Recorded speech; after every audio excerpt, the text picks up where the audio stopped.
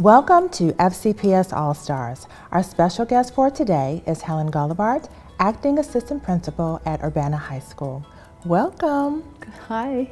It's good to have you here today. Thank you very much. Now, I know that you have a new assignment, so I want to be one of the first people to publicly wish you congratulations. Thank you very much. How did you come to find yourself as the Acting Assistant Principal?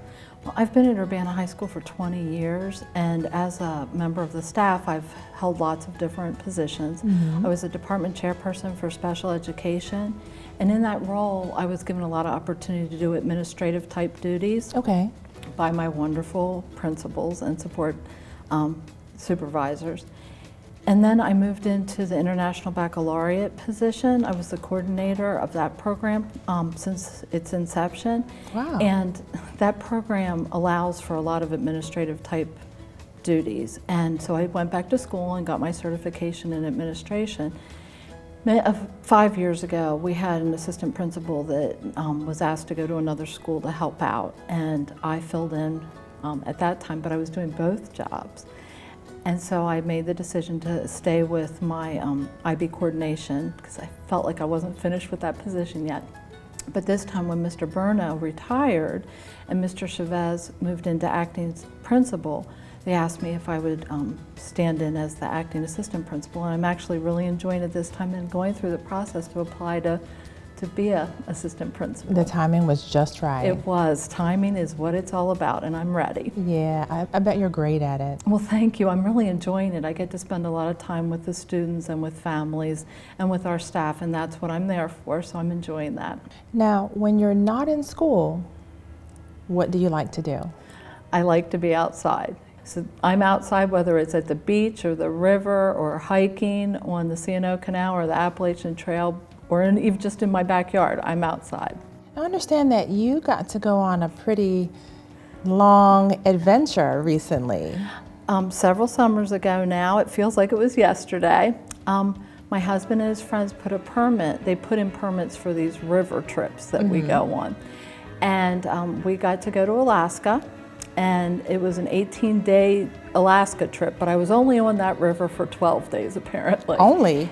Yep, 14 people, and we were out there on the river paddling down the Tatchinchini, and it went into the Ulsec River, and yep, 12 days out there. Okay, so in Green Acre terms, I'm a city girl, so I'm not real familiar with this, so tell me, an 18-day trip to Alaska, whitewater rafting. Do you check into hotels like at the end of the day?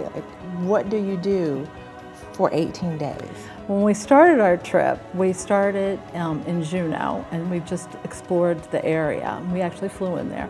And then from Juneau, we got on a ferry and we went to Haines. And Haines is this quaint, amazing town right at the foothills of a big mountain. And we spent time getting to know the community. We actually did stay in a bed and breakfast, but it's not like anything we have around here. We met up with the team of people that we were going to boat on the river with, and we planned our meals. We got all our gear together. Some of our gear was shipped out. Some of our gear we brought with us. We had to rent some gear, planned all our meals, sort of started doing some team building, and then we were driven to what's called the put-in, where we geared up our boats and started our adventure. And then you're on the river, you paddle during the day, you come off the river at night, you set up camp. Okay. You eat, you've set up your tent and your groover, and then you spend the night, and then the next day you get up and paddle again. So you are constantly on the move for the entire trip. Right, and then your last day out, a plane comes and picks you up. So we finished our trip at the end of the Ulsec by a bay, and an airplane came and picked us up there. What's the best thing about whitewater rafting? Oh my goodness, it gives you an opportunity to just de-stress. You do not have any electronics.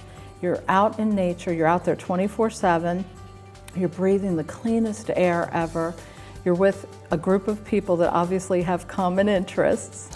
you're focused on health and being healthy and enjoying time together, and you're not worried about what's happening on television or what's happening in the office, or it's just a very de-stressing, relaxing time. So something that might stress me out, and I'm going to admit this, is food. So are you hunting and gathering and spearing fish? Like, how do you get like good solid meals for you said you were on the river for 12 days. Right. How do you do that? So the people that I went with were very well versed. My husband's done the Grand Canyon several times, so they really know how to do it right. Okay. And they fix gourmet meals. They Get don't out. Just, oh yes, we're not just cooking on a cook stove. We're really doing it upright. No beanie weenie? No cans of beans. No. Okay. No. In Alaska, the fresh fish is plentiful. So we prepared our coolers, and you put the food that you're going to eat at the end on the bottom, and then you ice them down, and the food you are going to eat at the very beginning is at the top. We had everything. We had eggs and bacon and peanut butter if you wanted that on your bagels in the morning, and everything was toasted and done just like it would be if you were staying in that hotel you asked me about. And then lunch is usually not just sandwiches, but like elaborate, like we'd have avocados and Really? and red onion and just wonderful meals. How are you cooking all this? And you have to carry all this stuff on one boat? Well, we have 4 boats. And there's 4 people on 2 of the boats, and then we had 3 people on 2 of the boats. And they're huge boats, so they carry as much gear as you want to take. Okay. You can take toys, you can take all kinds of things. And warm clothes. You got to make sure you have your warm clothes and your sleeping gear. But the food was never an issue. And we even cooked, you cook in a Dutch oven, which is a cast iron pot. Many of the meals were cooked in that. And they even baked a cake one night because it was someone's birthday. It was delicious.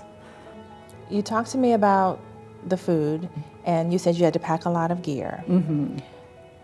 Being a city girl, I have to wonder, how do you handle the whole bathroom thing for 12 days with 14 people?